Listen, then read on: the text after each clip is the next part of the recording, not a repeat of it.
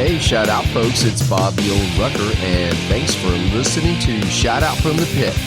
Just a few admin notes before we launch into our show. First, thank you, as always, for the great feedback. Please keep sending those suggestions on how we can improve your show. Reminders, everybody has a story, and we're always looking for folks to share their experience, strength, and hope. If you've overcome something and have a toolbox that can provide others with hope to overcome their challenges, let us know. Check out shoutoutfromthepit.com and share your story under our contact tab. Redbeard or I will reach out to you for a chat and talk about doing a show. And remember to give us just your first name and what state or country you're from. Merchandise and branding. You know, we're asked about shirts and merch, and though it all sounds awesome, we don't have a budget yet to go that direction. So, if you have graphic skills and merchandise opportunities that are cheap, I mean really cheap, and made in America, of course, hit us up at shoutoutfromthepit.com and let us know how you can help us get the word out. And be sure to subscribe to the show and share it with a friend because, hey, it's for free and for fun. Okay, here's what to expect from the show. I only met Rhona recently, and my immediate thoughts are that she's a put-together professional woman. But who she was and how she got where she is now is a story worth listening to. And now, on with the show. Shout out, folks. It's Bob the Old Rucker coming at you raw and uncensored. And as always, only God knows what's going to happen on this show. Welcome to Shout Out from the Pit, where the host sucks, but the co-host, Mandy, and guest, Rhona, are awesome. I'm the host, and Redbeard, the brains behind the scenes, is my partner and producer. Our goal is to bring stories and topics designed to add to your toolbox as you trudge the road to happy destiny. All right, so joining us today is my returning battle buddy and co-host, Mandy, all the way from England. Hey, Bob. How you doing today? You're so awesome. And you did. You just went to England in August, you were telling me. I sure did. It was amazing. Wow. Absolutely amazing. But I'll tell you what's more amazing though, Bob. Tonight, I am so looking forward to hearing Rhona's experience, strength, and hope. Yeah, I am too, but I just want you to know that you made a mistake. I'm buckled in. I'm ready to go. Okay, just want you to, I'm not asking you to pack your bags and go on a guilt trip, but you didn't tell me that you weren't going to take me to England, just saying. What can I say? Moving right along. And our guest today sharing her experience, strength, and hope is Rhona. Rhona, give us a shout out. Hey, Bob. How are you? I'm doing well. How are you? Doing good. You know, you shared with me earlier, it took you 3 hours to get here. Yes. That tells me you're serious about sharing your story. So I just want to tell you on behalf of Mandy and myself, we are blessed. Thank you. Thank you. All right. So as always, ladies, I do appreciate and grateful that y'all take the time out to, share the message to folks and let them know that they're not alone. All right. So before we get started, we have a did you know fact. I always start the shows with that, right? It's just an obscure thing. And to start this show, did you know that on Friday, it is Mandy's birthday? Yay. And to celebrate the occasion, we have cake? Yes, we do. Well, I'll be. Awesome. I didn't know what kind you'd want. So I got a cheesecake. I did. I don't know how you open the darn thing. Hold on a sec. Bear with me, folks. Redbeard might have to work his magic on the editing so I don't slice my fingers here. The cake's already cut. It's getting this lid off. Okay, we're almost there. I'm surprised that Danny didn't join us. But wait. Candle to boo, huh? Yep, just one. Oh, that is so sweet. Just one to celebrate your 29th birthday. Happy birthday to you. Happy birthday to you. Happy birthday, dear Mandy. Happy birthday to you. Yay! I always make a wish. Okay. And what's interesting, Mandy, you shared with me that a year ago on your birthday, we did your show. We did, and we had pizza and cheesecake. Oh, that's right. I knew about the pizza. I forgot about the cheesecake. Okay. Well, it wouldn't be complete without saucers and forks. Okay, so tell me which one you want. I'll put it on the plate for you. I don't know. I got to go with some chocolate. That's my girl. Put your finger. There you go. Well, you're taking home what? If I leave it here, Shannon will have my business. We don't want that. All right, so I tell you what. Let me get going here. And do you know which one you want, Ron? There's all kinds. Let's I'll let you put your finger on. Okay. All right. So while I'm putting this together, Rhona, tell us about yourself today. Who are you? Just give us the Reader's Digest of who is Rhona. I am the woman I never thought I could be. Never thought I could be. That's who I am. I have 3 beautiful children, a granddaughter in my life, a great job, and that pretty much sums it up. I'm the woman who I never thought I would be. What is it that keeps you busy? My grandbaby, and of course, my job as well. Monday through Friday, the job, and then on weekends, my grandbaby. I spend as much time with her as I possibly can. Awesome. Yes. What's her name? Asher. Yep. Thank you. I'm putting you on the spot, so you're going to be munching while you talk. I hope that doesn't. You know, we're not right here in the head here on shoutoutfromthepit.com.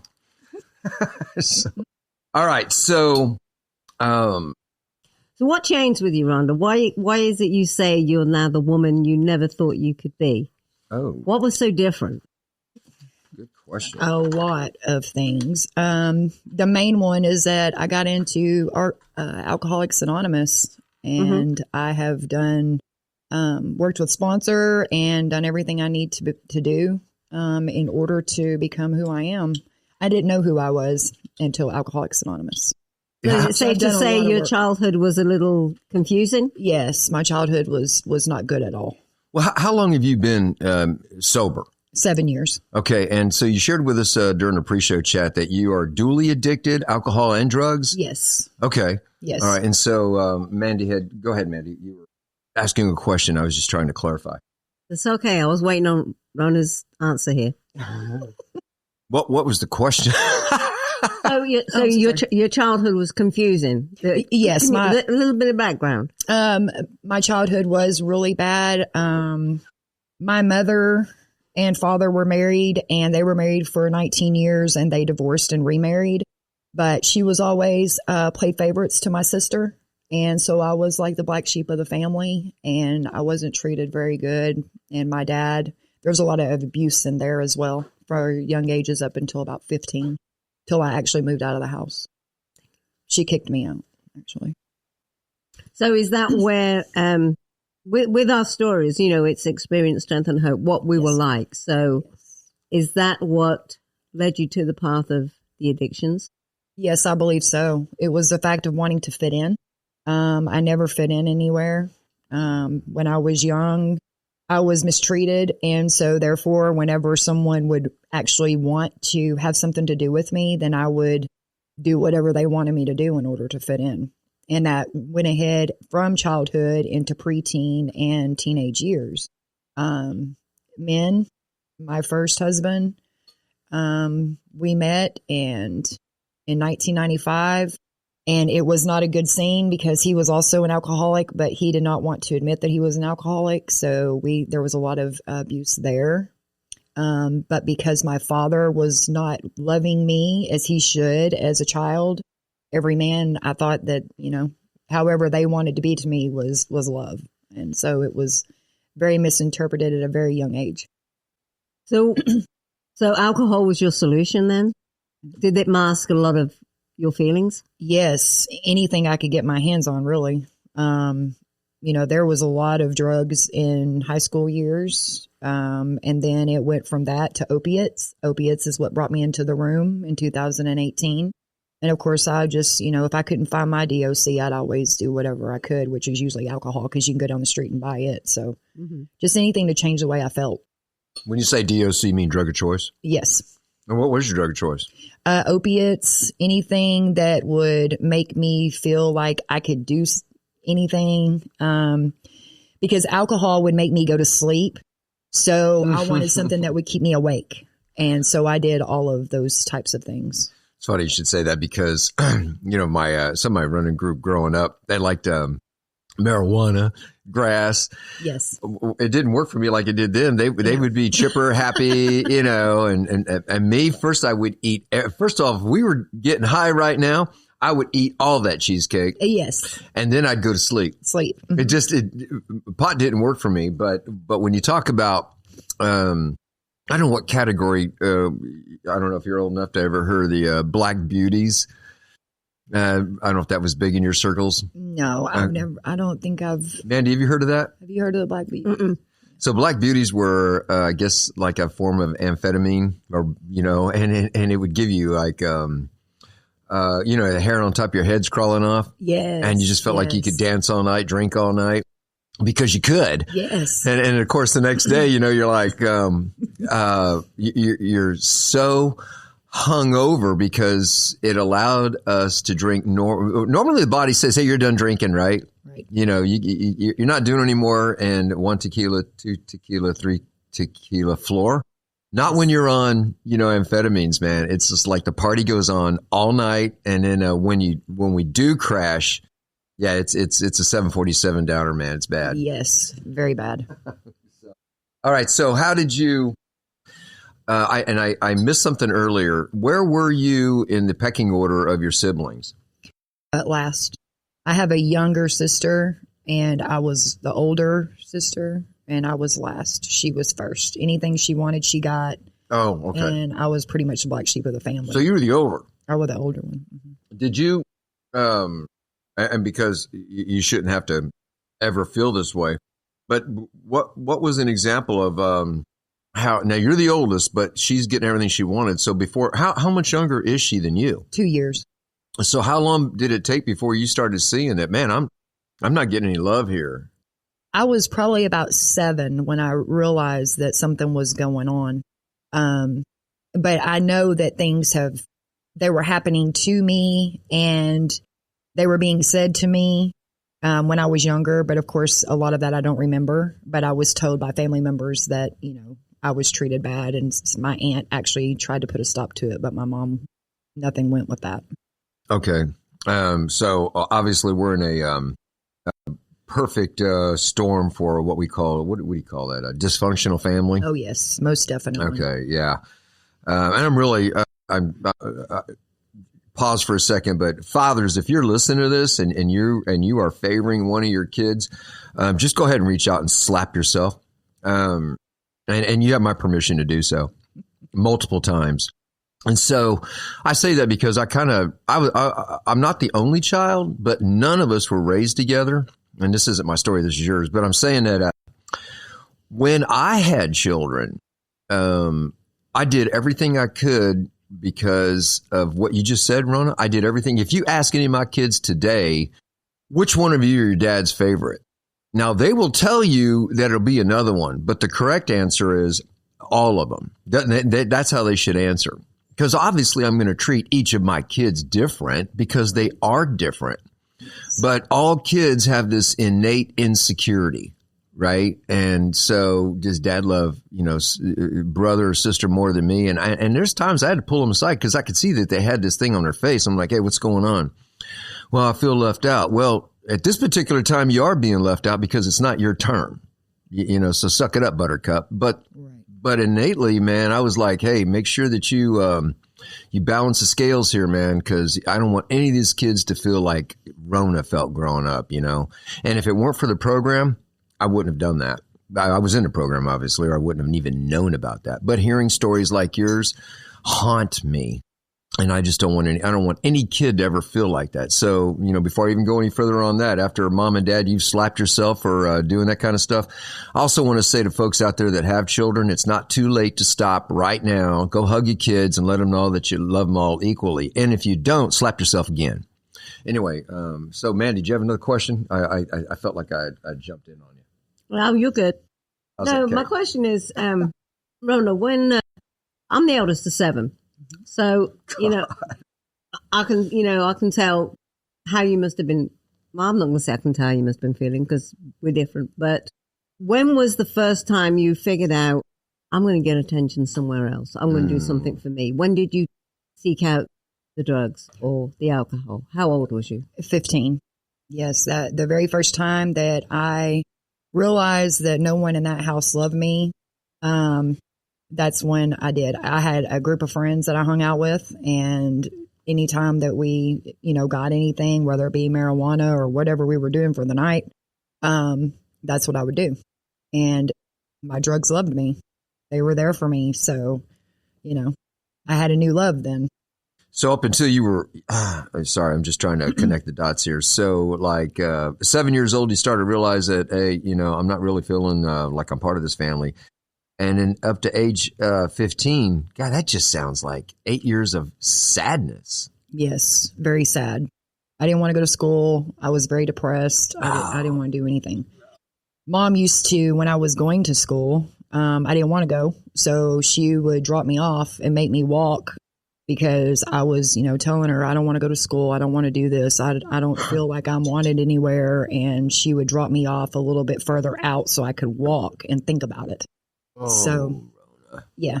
The twisted things we do, my wife has this saying that I've said on the show before, but, we mess up our children with the greatest of intentions, and I'd like to think that your mom had some good intentions there, but it doesn't sound like it was the message was received, Yes. Definitely. When you met these friends of yours, I'm just curious, how did this go? Obviously it weren't random. Y'all knew each other from the same town. Did they just show up one day with some drugs, some candy? How did this happen? Somebody showing me attention, come over to the house, and then what's that look like? I actually had there was a girl in my algebra class, and we kind of hit it off, and she was like, hey, you want to go to the house and hang out with me? And I'm thinking, all right, I'm making friends. And so that's how it all started. We started going over there, and we'd all meet at her house, and that's where, we'd party and all that. And we'd go to school. And I actually moved in with her later and lived there till I was 17 because once I was kicked out of the house by my mom for smoking cigarettes. She found them in my purse. So she kicked me out, and I had met this girl, and she said, why don't you just come stay with me? And we're still friends to this day. Her mom is my mom. So. Okay, that's good news. Thank you. Mm-hmm. I'm hoping Yes. here's something. All the tragedy there's a silver lining. So that this girl, now I'm just curious now, this girl that you're still friends with today, she's not what we say one of us, is she? Actually, she is. Is she in the program? She's in the program. She's in recovery. Yes. She's in Alcoholics Anonymous, and she just celebrated a year. Wow. Wonderful. Absolutely Yes. wonderful. And I was Wow. actually there whenever she got her chip, and it was amazing to see that. Oh, Rhona, how cool is that? The experience part of the show is the part that I don't like doing, the war stories, the horror stories, the sadness and all that. But we got to do that so the audience, folks out there can go, man, I can identify with that. I was lonely, parents really didn't give me the parental love that I should have gotten. And then, of course, I found love through fill in the blanks. All those stories are terrible. But, Yes. I'm glad we fast forward a little bit to hear that there was a success story in there. All right, so Mandy, go ahead. I have a question. Did your parents, either one of those, drink or do drugs? Was there any addiction there within the parents? No, my mom never smoked or drank in her life. My dad never smoked. He was in Vietnam, so he had a lot of mental issues, I believe, going on. And then I think mom did too, but I'm not really sure. But neither one of them had any kind of addiction problems at all. You can ask my mom today what something is, and she's like, I don't know. Like, she has no clue of what any of that stuff is. And I asked her one time, I said, have you ever done anything? And she said no. That she, was one of those kids and went to church every day. Okay. She was one that got married and then had a baby, to where I did not. That was another reason why I wasn't fitting into the family, because I did the opposite of what she wanted me to do. So did you go to church growing up? I was raised in church. Wow, man, that even slays the dragon even further, because, I don't hide from the fact that my higher power is Christ. And I by no stretch do we judge anybody, because I had a wrestling match with, Christ growing up. But I remember going to church and thinking this is all, hypocritical, because my dad, and of course my dad's deceased, so I'm a little more freer to say this. he would take us to church, but then, he's doing some serious debauchery on the side. So this whole church thing wasn't working for me. But in your case, your parents didn't do any. They didn't do any of that. Wow. But what they would do is they would take us to church, and we would go to church, and we'd go to Sunday school, and we would go to service. And then when we would leave, my mom would hit my dad on the way home, or they get in this big old argument, and she would drop him off on the side of the road. So things like those, that happened. But as far as any kind of addiction problems, they didn't have that. Oh, man. Yeah, I'm you kind of stumped the chump on this one because, I would think there was, this is the first time I've been around a minute, obviously, but this is the first time I've ever heard a story like that.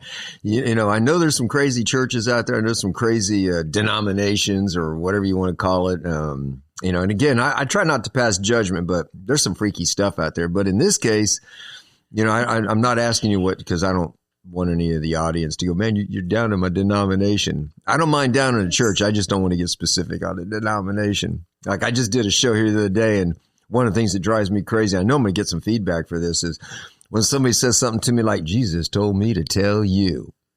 Controversy. Right. We try to avoid that. Let's avoid the controversy. We try to avoid it. Controversy, as we say over the pond. Yep. So, all right. So I've got a litany of thoughts I wanted to ask you. So, and Mandy, you can jump in anytime. But how long did you ride this path of hiding behind drugs and alcohol? Well, through my whole high school experience. And then I became a bartender when I turned 21. So I was in that from 21 till, 20. Well, I take that back. Rewind. I had a baby at 19. Okay. So my son was born January in 95. And I was a bartender then, and that's how I supported me and my son. And then I met his dad, and then after he was born, then we split up, and then I met someone else, and then after that, that's when I started getting into it pretty heavy. And I think around the 24, 25, I had my daughter, and then I had another daughter. And after 2001, that's when it really became bad. So I would say 2018 is when I decided to turn it around, but I was in it for majority of my life. Wow. Preteen, junior high, high school, and on up. Okay, so I had a thought. Sloan just joined with us here. We're going to talk with him a little bit. You're a very successful woman today, and we're not going to break anonymity on who you work for. That's not important, but those of us here, we know what you do. We know that you've got a lot of responsibilities. How in the world did you go from being a bartender? There's nothing wrong with bartending. I've done that myself. But going down the path and the spiraling that you mentioned to becoming the successful woman that you are today. What he's trying to ask you is a simple way is, what was your turning point, Rhona? Hey, I like that. That's great. My turning point is whenever I decided that I had had enough of that was not love. That wasn't anything that I wanted anymore because I was miserable on the inside. I always put on good fronts and a lot of masks in front of people. But once I joined the program, that's when I realized that, hey, I can do this and I can be better. And that's how I ended up going from one thing to another. It really is amazing, Rhona, that you, because usually there's, as you said, turning point, but there's usually a catalyst, somebody that jumps into your life, sets an example. There's something you want, or a consequence. Or a consequence. What do any of those resonate with you? No. Well, yes, I guess you could say. I mean, I kept losing everything, because I was going over and over and over this cycle, and it would just spiral, and I'd be good for a while, and then I'd spiral again, and I lost things. My kids, I lost my car, I lost my jobs. I mean, I lost everything. And I decided that I was done with that. So when I got into the program, then I started getting those things back, taking some suggestions and doing what I was told to do. Then I started getting those things back. Okay, so we're going to go backwards to go forward. Sloan just joined us. And this, I got to tell you, this really trips me out. So I had no idea that you two knew each other, as you shared earlier. And we're going to catch up to that in a second. But so Rhona started coming to our home group. And then Sloan, as you guys know, has been on the show plenty of times. He's one of the founding members of shoutoutfromthepit.com and Shout Out From the Pit. And he told me that he knew you. And I was like, oh, well, that's kind of random. But he didn't give me any details other than to say some really positive things about you. Thank you so much. But then in our, and he speaks from the heart, this guy. I don't think he knows how to, lie. I've known him long enough to know that he's straight. Well, in sobriety. I also knew him before. Yeah, I knew a little bit about lying back then. Yeah, I can attest to that. I got pretty good at it, actually. But then in the pre-show chat, you brought him up. Yeah. And so I was like, oh, wow. And I had just told Mandy that he said he knew you. So I'm going to pass the mic to Sloan. And how about you and Rhona have a dialogue about your history so we can just hear a little bit of that? Oh, wow. Shout out, everybody. Shout out, Rhona, Mandy, Hey. Bob. Thanks for having me. I just want to interject that I just got here late because I was with our tribe having dinner at a little local restaurant and just fellowshipping with sober people. And that's kind of what this thing is all about. I know when I got sober, I didn't want, what am I going to do? How am I going to have fun? And we do things like that all the time. And so I just wanted to say that, that's awesome that we can do that and go out and have fun and all that. And, yeah. So how did you and Rhona meet? So do you want to tackle this, Rhona, or do you want me to? Or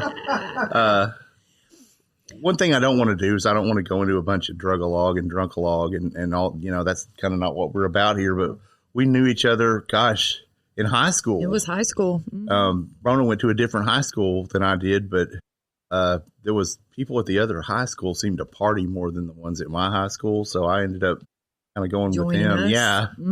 So, we just, we partied and we've got several mutual friends. And gosh, when you told me about our mutual friend that we had, that really the last time I had seen her, she was so far out there. I didn't know if she could ever make it back. She went pretty far down that scale. Yeah, she did. But she is. And I was pretty far down myself, but I didn't know if she might have lost her mind from all the drug use. She was really kind of almost hallucinating. And yeah. And it got a lot worse from she's got a 1-year coin. She did. And that's awesome.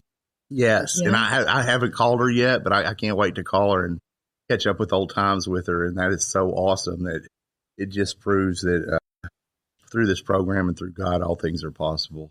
That's awesome. That's right. All right. So quick interjection. So this sounds like a future show coming. So invite her. We got the same people here. I've got a fourth mic. We'll set it for her. Sloan and I are used to sharing a mic together. So we just like sitting next to each other because we are brothers, man. We're just, we would have to have her on phone because she does not live in this area. Oh.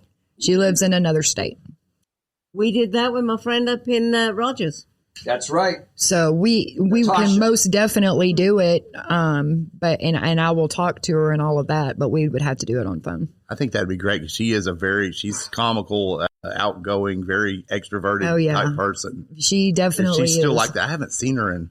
She is actually still probably like that. Okay. Now you can understand what she's telling you. Okay, great. So that's that really helps. Yeah. Yes.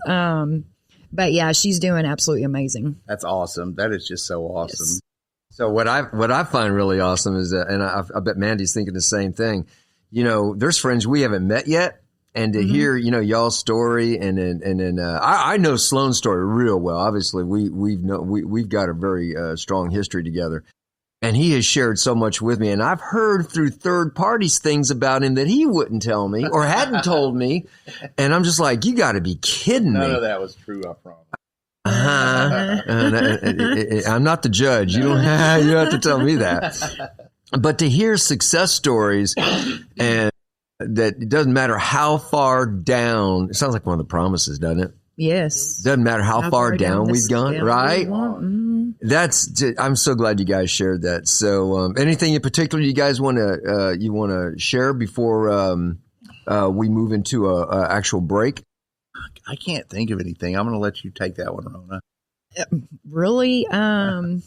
I can't think of anything. I think we've already pretty much said it. It's just wild that, and I did come into the home group, your home group, and I knew who he was, and I knew because Sloan, I mean, you don't know Sloan, there's no other Sloan I know.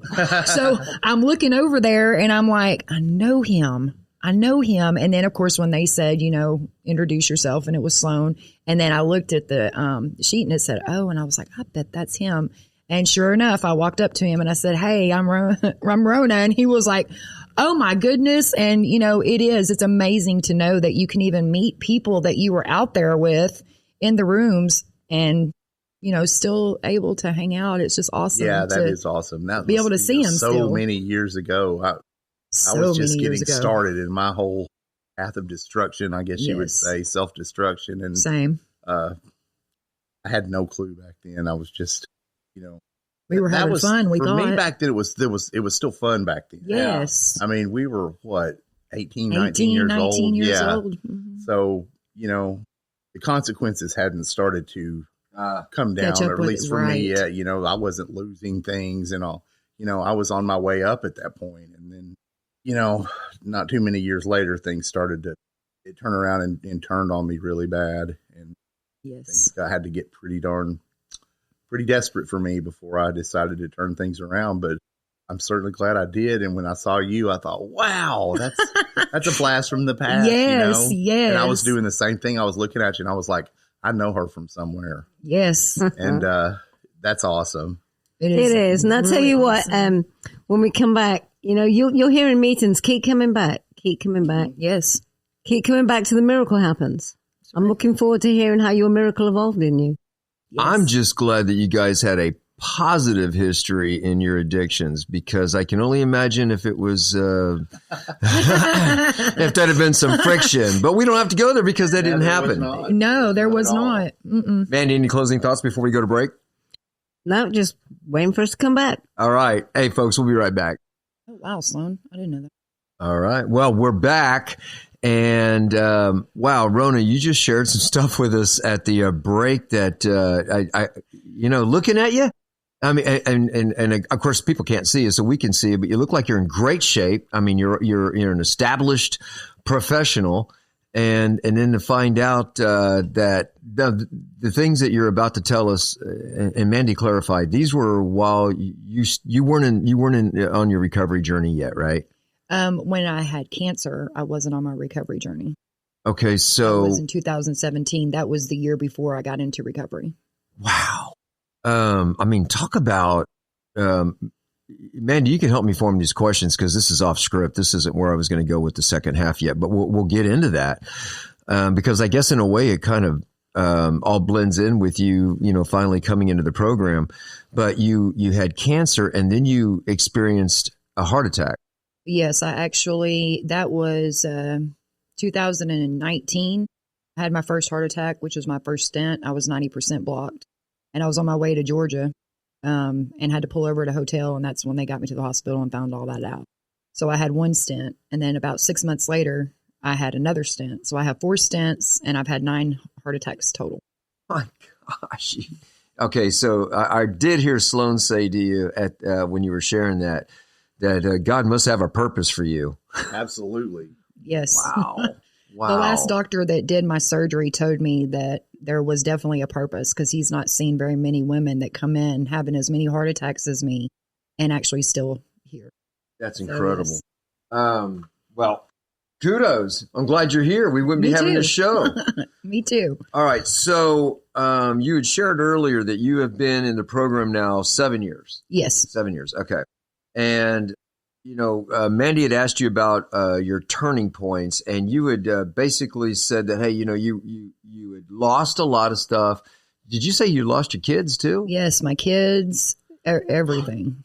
My husband at the time, my kids, my car, my job, everything, because all I wanted to do was what I wanted to do, and it did not work out so well.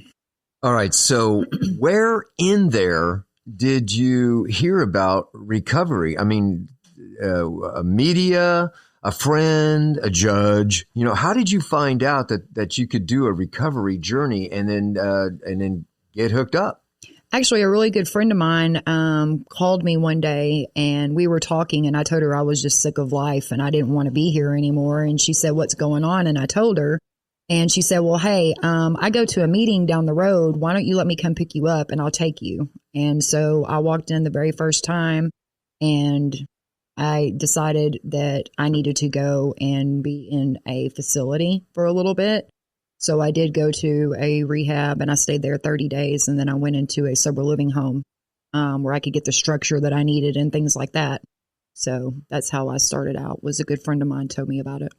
So what's the term, Mandy? You were ready? Yes. You didn't put up a fight. You didn't struggle any of this. You didn't, throw up the red flag. You just jumped in and said, I'm doing this. I'm doing this. All right. So tell me what was it like transitioning from a life of illicits to just, it sounds like you went to a screeching halt. Yes. I decided that everything that I was doing was not working.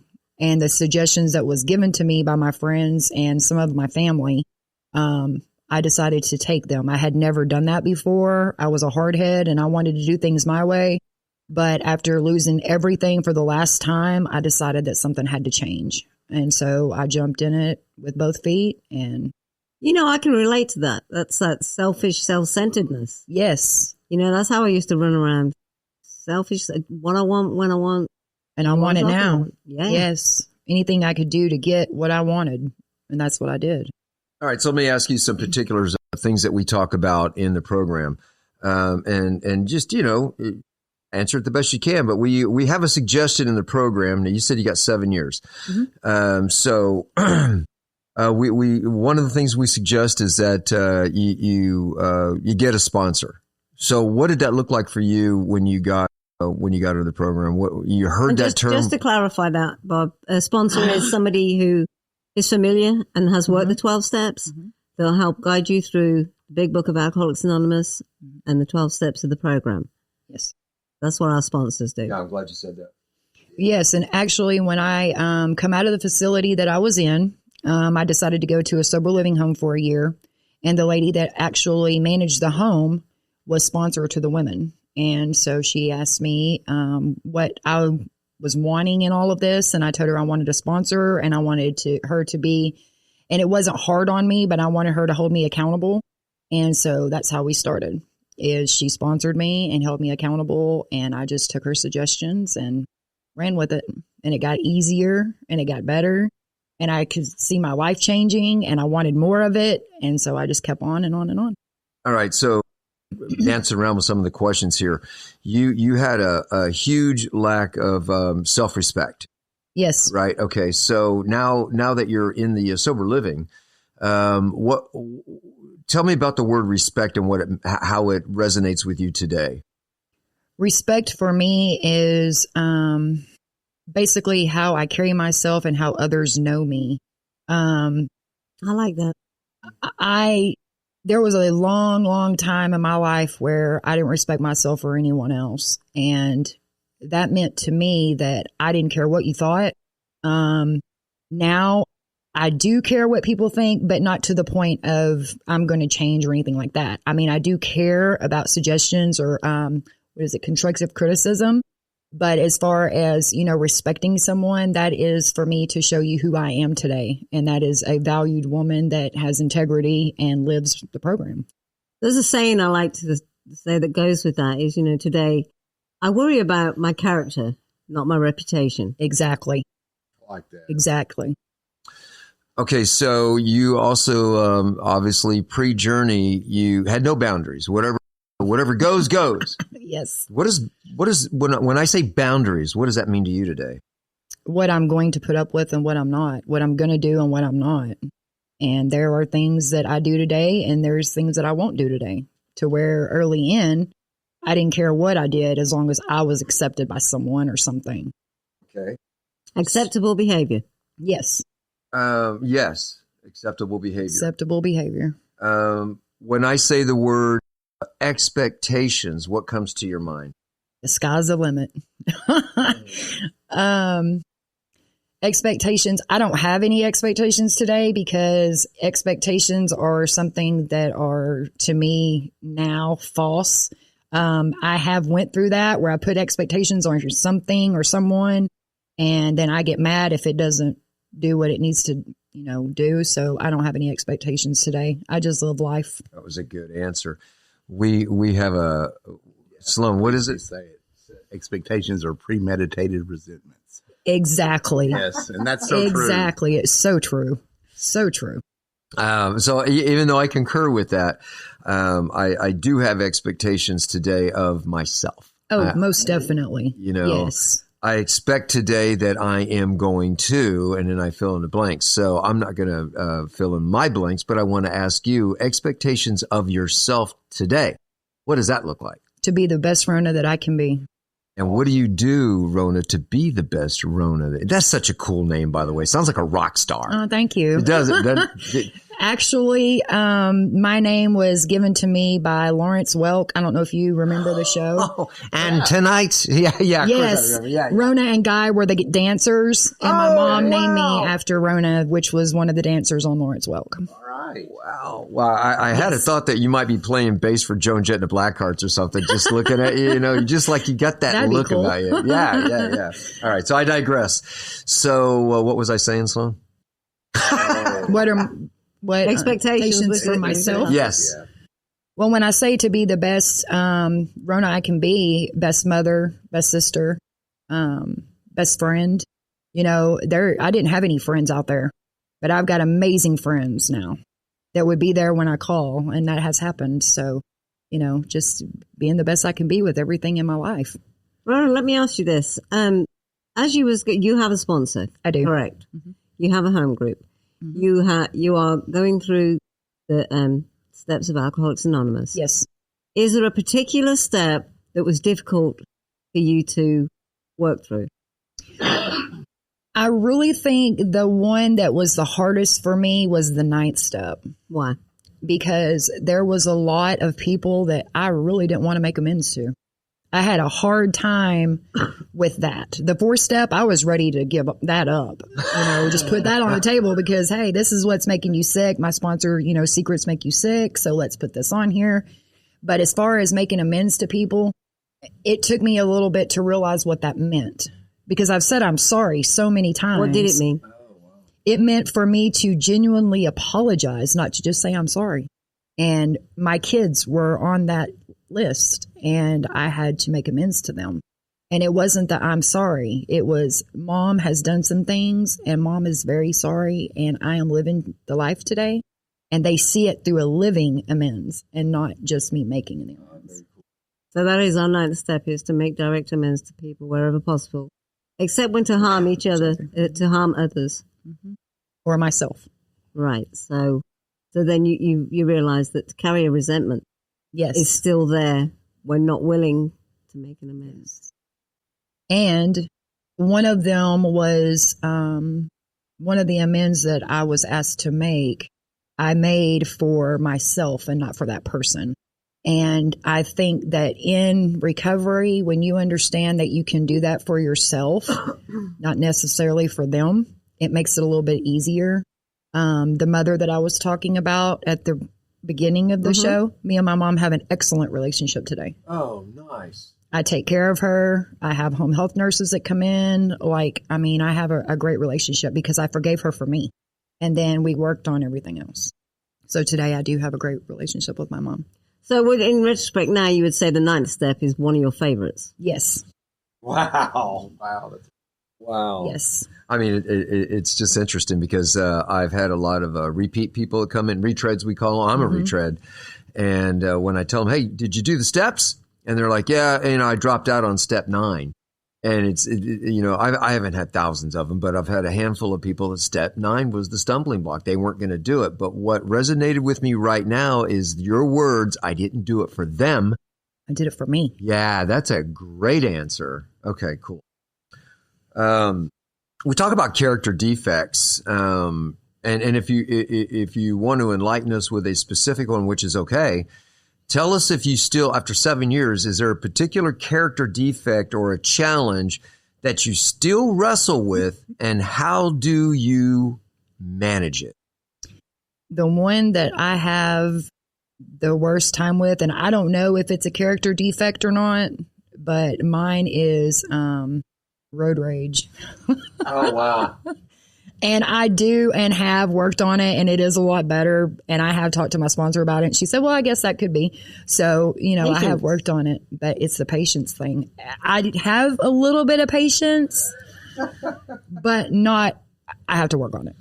That's honest. So patience would be the one, but road rage would be the actual spot on. And so tell me how you deal with it. Well, okay, so you're driving down the road, guy just cuts you off. Bam, what do? Instead of cussing them like I normally do, Sure. I just take a deep breath and count to 10 and keep on going. Wow, that's funny because I just did a solo show last night on that topic. Really? Yeah, it's really funny. And the reason that I haven't mastered it by any stretch. I mean, if I get caught at a weak moment, we're going to have a problem. Oh, yeah. But Sloan and I have talked about this ad infinitum about stupid drivers, and one thing I have to tell myself, I was one of those people at one time. So I've learned to even give them grace. Like, okay, I was that guy because, just I could give you example after example, but then this whole show would be about road rage. But I just want to hear something that you deal with. And as Mandy pointed out, it's a patience thing. It's patience. Mm-hmm. And it's not just patience with me. I don't want to belabor this, but sometimes it's my ego. I was here first. Yeah. It's like maybe being in a checkout line, somebody cuts me off, hey, what are you doing? See, that doesn't happen in a checkout line, but it does when people are driving. But it does when they're driving. Yes. You cut me off, then I'm going to be late going to where I'm at is my thinking at first. And then I'm like, okay, wait a minute. They can wait. You just go ahead and go however you need to go. So something we're able to do today, whether it's that character defect or challenge or any others, we can think through them. Yes. Right. Okay. And that's is that something you would have thought of prior to your recovery journey? Absolutely not. Okay. Cool. I'd be cussing them and whatever. I mean, I never did anything wrong when I was in my addiction. It was everybody else's fault. Right. Right. Exactly. Everybody else is wrong. I didn't have an right. ego. Big time ego. Yes. I didn't have one. I was good just the way I was. Yeah. I thought. So, okay, so this one's a little bit deeper. Again, not looking for, specifics, but, we never know how the show's going to go, where it's going to go. But I want you to think about it and then throw out your thoughts on it. Shame and guilt. What's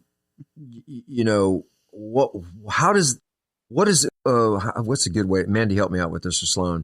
Then and now. How about that? Shame and guilt, pre-recovery journey, shame and guilt, post-recovery or during your recovery journey? Shame and guilt before recovery. That's why I did what I did, was to keep that shame and guilt at bay.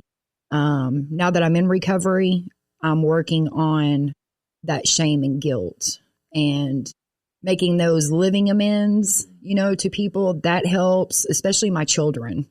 I wasn't the best mom. And my kids, they didn't even call me mom at that time.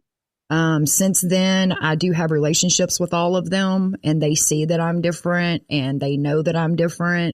They even go to my meetings with me. They've been to all kinds of things with me. So I think that the shame and guilt is still there.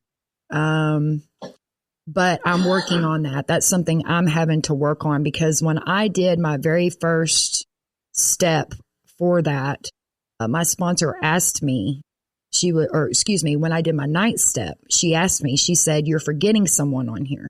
And I'm looking at it and I'm like, no. And she said, "You're forgetting yourself." And I've had the hardest time forgiving myself for the things that I have done. And I think that has a lot to do with the shame and guilt. It kind of goes hand in hand with me trying to forgive myself. I still have that shame and guilt, but it's a lot better than it was, because before, that's why I did what I did. So I didn't have to worry about that. I didn't do nothing to you. You did it to me. I wasn't bothering anybody. I was doing my thing and y'all wouldn't leave me alone. But now I see that life was going on and I was hurting people. So when I got into recovery, I started working on that. And it is better. I would be lying if I said it was all the way gone, because it's not. But it is a lot better. I I've learned over the years that guilt is not what hurts you. Guilt is guilt. It's defending that, whatever the act was that you're guilty of. It's defending that hiding it, that trying to, that is what is going to hurt you. That's what would hurt me, and I had to come around to the acceptance part. Yes. If God or my higher power, whom I choose to call God, knew that, gave me the grace and forgave me, who am I to say that, hey, I'm not saved. I'm not forgiven. My ego, when I'm at my lowest is when my ego is going to come up and defend. Mm-hmm. And I'm just easing God out. That's what anagram, the anagram is for that, is easing God out. So when I try to be saying, I've got this, I'm okay, I've got this, then I'm just playing God. Yes. Absolutely. That is good. Most something definitely occurred to me the other day that I've still got some feelings of guilt and shame. They're not nearly what they used to be, but I was thinking, I went a lot of years out there where I was I would not deal with any emotion, negative emotion that came up. I turned to drugs and alcohol instantly. Instantly, yes. And so I didn't really know how to process that kind of thing. That's the hardest things for us humans to do is feel. Exactly. Yes. And now in sobriety, I have to take these emotions and deal with them and try to, grow up a little bit, because I think it's probably about 18 or 19 when I really started into hard drugs and alcohol use. And I think that my emotional development stopped at that point. Mm-hmm. And I just didn't, it was just so much easier to not deal with that stuff. So it just kind of goes in the back parts of my brain, and it's still there. Yes. But I was not able to process it and deal with it. And it was just so much easier to take it out and put it on the back burner. So I'm still kind of, taking little bits of part of that. And like Mandy said, I know I'm going to be okay, and I'm living okay now. So I'm not ashamed of myself, but there's still some guilt and some regret on some things that I did. And I'm working through those with a sponsor. Right. And it's okay. It's okay to have those feelings. Yes. And to deal with them and to process them. And that's what's so cool about the program, that we can do that now. Absolutely. Yes. It's a healing process. And what I've always been told, and that I'll never forget, is this change that's happening within is being done to me, not by me. Right. Right. That's, you can dissect it a little bit more and don't say shame, regret. I still have guilt and I still regret. What was our fourth step? Not regret the past, nor wish to shut the door on it. Mm-hmm. My sponsor had asked me, do you have any regrets today? No, but I do wish I had done things differently. Yes. And then move forward and do things differently. Yes. And I guess, if we're saying it that way, I guess I have, because I did stop doing those things and I have moved forward. Right. And those things haven't come up or anything like that. I parented out of guilt for the first year of recovery because my kids wanted to have something to do with me, and I wanted it so bad and felt so guilty that I felt like I had to do everything for them. There was different phases of that I went through, but it's a lot better than it was. A lot better. And every day I continue to work on it. So no more shame. No more shame. Yeah. Yeah, Dwight says whenever these things come up, he says, it's just like robbing a house I used to live in. I don't live there anymore. Exactly. Mm-hmm. I love Dwight. Yes, me too. He's cool. All right. So tell us about your faith journey. And again, I don't apologize for my thoughts earlier. I just get really wrapped around the axles with people that have a skewed vision or version of what church looks like, and rather than a personal relationship with the higher power of your understanding. Right. And again, patience isn't one of my virtues either. If you come around long enough, you'll hear me say that very openly. Humility and ego are also challenges for me. So giving grace, has been given to me enough. I got to learn to give it back. But when it comes to your faith and the higher power of your understanding, tell me how that has helped you in your journey. Well, when I started out, I was born and raised in church. Every time the doors were open, my mom and dad had me there. So when I got to the age that I didn't have to go anymore and I could make my own decisions, I just didn't go. When I got into the program, I was able to choose the God of my understanding that I wanted to deal with. When I was there at, their church or whatever, I was raised with fire and brimstone. I don't know. So everything I did, I thought, okay, well, this is going to be a heaven or hell situation and all that kind of stuff. But when I got in recovery, I realized it's more of a spiritual than it is a religious. And that is what drew me to it, was the fact that I could find whatever works for me. And that would be my higher power. And may I ask you, what is your higher power? God. My higher power, I choose to call God. Okay. So, right. It is, my higher power today is God, but it's a more loving God. I love it. Than what I was raised with. So. Yeah. So I have a lot of friends. We've had people on the show, and they have different higher powers and different relationships. I really don't care. Right. I know in all my heart that I could not have gotten as far without a spiritual understanding. Because, man, I was like you. I was so worried about opening the closet and letting the skeletons out because I'm going to get respanked again, Yes. And yes. to hear this feeling, this relationship that I developed in my recovery saying, hey, man, it's okay. Open the closet, Bob. I got your back. Exactly. And I'm like, I'm feeling kind of emotional about it right now because I was afraid to face those demons because I thought that I deserve to get everything that's coming at me. And not for nothing, I still do. I did those things.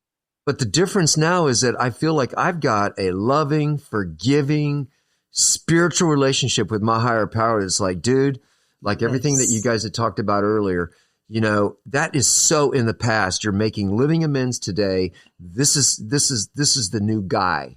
And I look in the mirror today and I don't feel like I want to break the mirror. Right. I don't feel that at all. I mean, and in fact, I even look at it sometimes and I go, man, you're not bad looking for a senior citizen. Yeah, okay. Enough of that. Any other thoughts on it, guys? Okay. Just what you said, Bob. That's awesome. Okay. So you're in a journey today, and Rhona, really, you're a crazy miracle, man. I mean, all of us here that were able to get out of illicit alcohol and drugs, that's a miracle in itself. But then to survive the physical stuff that you went through, boom. I mean, that's pretty crazy. And Sloan's got a very crazy physical story himself. And I just, I hear stories like this from you guys. I'm like, wow, there is definitely a purpose for you guys. And that caveats to this. Have you any idea what your purpose is now? You beat me to it. That was my question. Oh.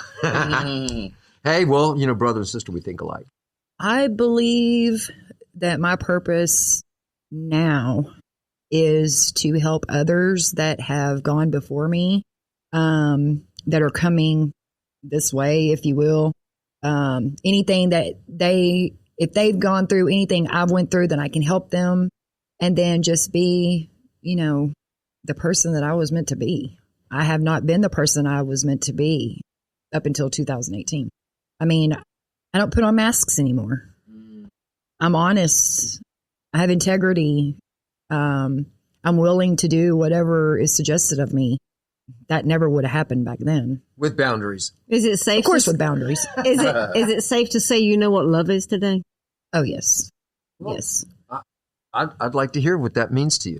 Love to me today is me caring more about someone else than myself. Because used to, it was all about us. And now it is, okay, service work. Perfect example. I give of myself today because something was so freely given to me. So therefore, if I'm helping someone else, then I know what the true meaning of love is. True definition. Wow. Love is an action word. There is such a magic in that is so awesome.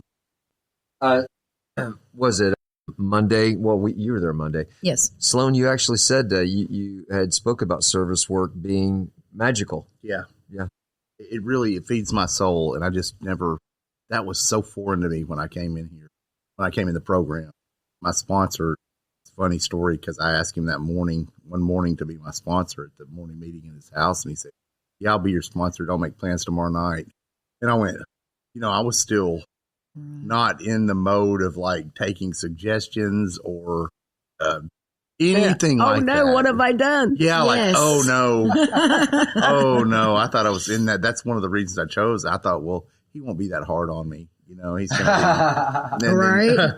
When he said that, I was like, oh no. And he brought me to a treatment center and I was like a deer in the headlights. I was literally shaking and I thought he might be taking me up here because he wants me to go inpatient and like try to talk me into, because I was less than a week sober and I didn't have very much experience, strength, and hope to share that night. And I was scared and I stumbled through it. Who knows what I said, but he took me back the next week and I had then a week and some change sobriety, and I had a little bit of strength. That's amazing. Strength and hope.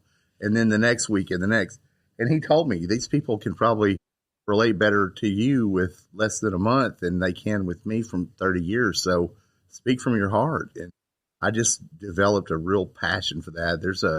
There is some magic to that I feel like when I'm doing that, this is exactly what God wants me to do right now.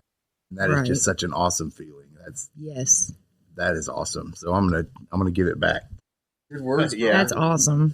Well, and what's really awesome for me is that I've been able to. I'm not a sponsor, to be clear. In fact, I wouldn't want to be a sponsor because we knew each other back in the day, right? And during the transition. Record, I asked you, Bob, and you turned me down. I don't remember that.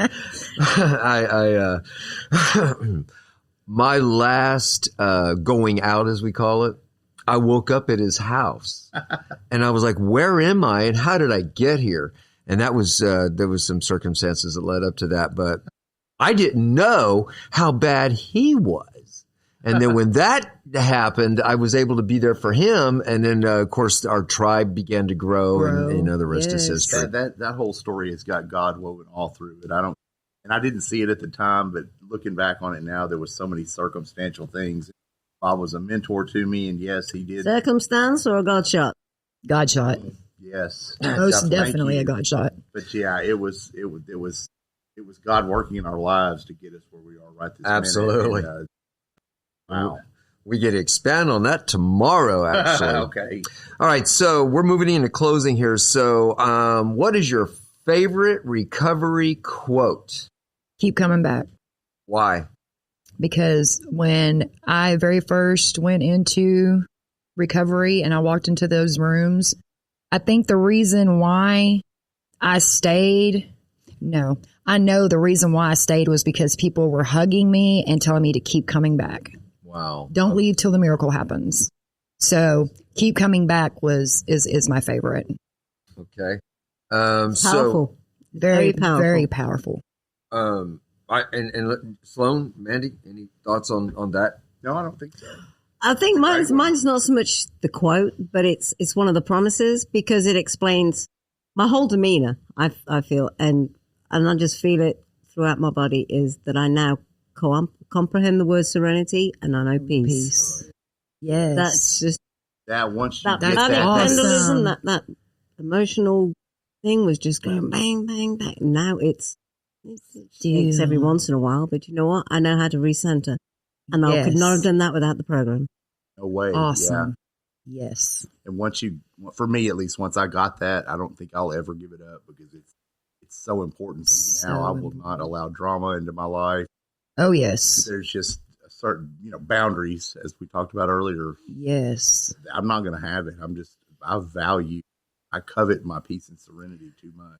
I think if you remember the first step, admittedly I was powerless and my life was unmanageable by me. Today it's manageable. Yes. The only way it's going to get unmanageable again is if my ego steps in and I start taking over and those defects. Yes.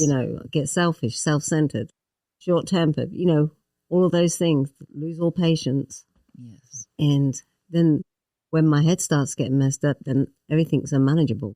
What was my solution? Take a drink. Yeah. Always.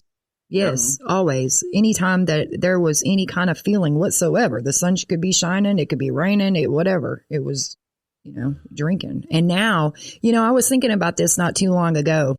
I remember all that havoc every day of getting it, looking for it, whatever.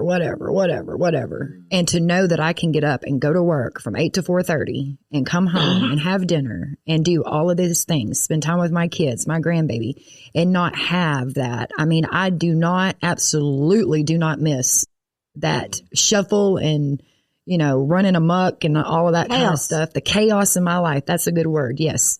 I do not miss any of that. And drama today, if there's any type of drama or anything, I immediately expel that from my life. I cannot handle drama. Great words. Do you ever have a fleeting moment of drinking or drugging? Does that ever cross your mind? And if it does, how do you handle it? Yeah, actually not too long ago. I had gotten, I don't remember exactly what it was. But I had gotten hurt. I can't remember what had happened. I think I hurt my back at work. But anyways, and I was laying there in the bed and I had went to sleep and I woke up and my best friend knocked on my door and she brought me 7 Brew and all of that. And she was like, hey, why don't you come with me? And I had been in bed for 3 days, mind you. And she was like, why don't you come and hang out with me? We'll go to a meeting and this and that. And I was like, no, really, all I want to do is call XYZ. It come out of my mouth before I could even think about it, but I knew that was what I was thinking about. So instead of doing like I would normally do, I got up, I got dressed, I went with her, we went and hung out, we went to a meeting, and then I felt a lot better. Those thoughts do come every now and again, but I don't act on those. I call my sponsor, I'll call someone in the program, or I'll get my literature out, or the Serenity Prayer. That's my best friend, and I will say it over and over if I have to. You've got tools now. I do. I have a toolbox with a lot of tools in it. Yes, I do. Okay, so I gotta address this because you said it. Across the United States, it's not known what 7 Brew is, but off the top, it sounds like brew means beer. What is 7 Brew? It's a coffee shop. Okay, just want to make sure people understood that. Yes, it's like Starbucks, but I don't like Starbucks. I like 7 Brew, and that's a coffee shop. All right, so if anybody works at 7 Brew, we are looking for sponsors. Okay, so yes, we need to upgrade our crappy equipment. Okay, so my final area is when it comes to, as Sloan just mentioned, toolbox. Our first wave of tools that's pounded on us is don't drink, go to meetings, get a sponsor, and work the steps. No disagreement on those. Right. That's the first wave. What is Rhona's second wave of tools? What are some tools that you use that help you to maintain your recovery journey? Well, of course, I do contact my sponsor because that's one of my very favorite is to talk to my sponsor. So that is still, even though it was mentioned, that's still one of mine. And then I pray and meditate a lot. Praying and meditating is the best way for me to let it all go is how I look at it. I just let it all go, pray and meditate.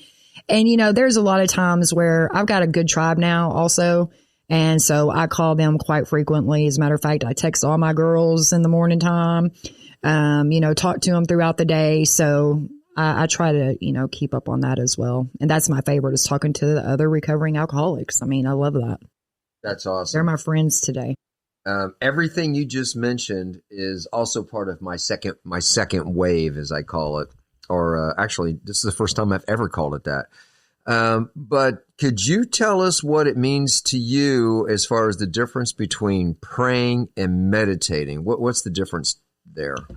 Okay, for me, praying for me is always me asking my higher power what he would have me do. Meditating is sitting and waiting for the answer. Awesome. Sometimes I don't get the answer, sometimes quickly, sometimes slowly, but it always materializes if I work for it. So work. That's what I do, and that's what it means to me. Closing thoughts or questions, Sloan? Can't think of any.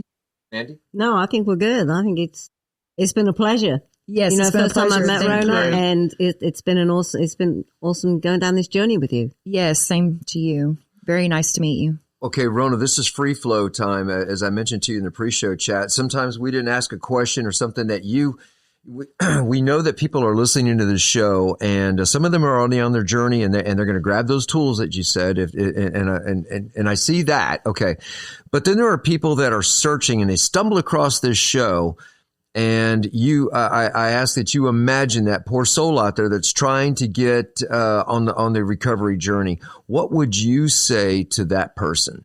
I would say don't give up. There is hope. Reach out to anyone, let them know what's going on. And I'm sure that if they did that, they would be able to find help that they need.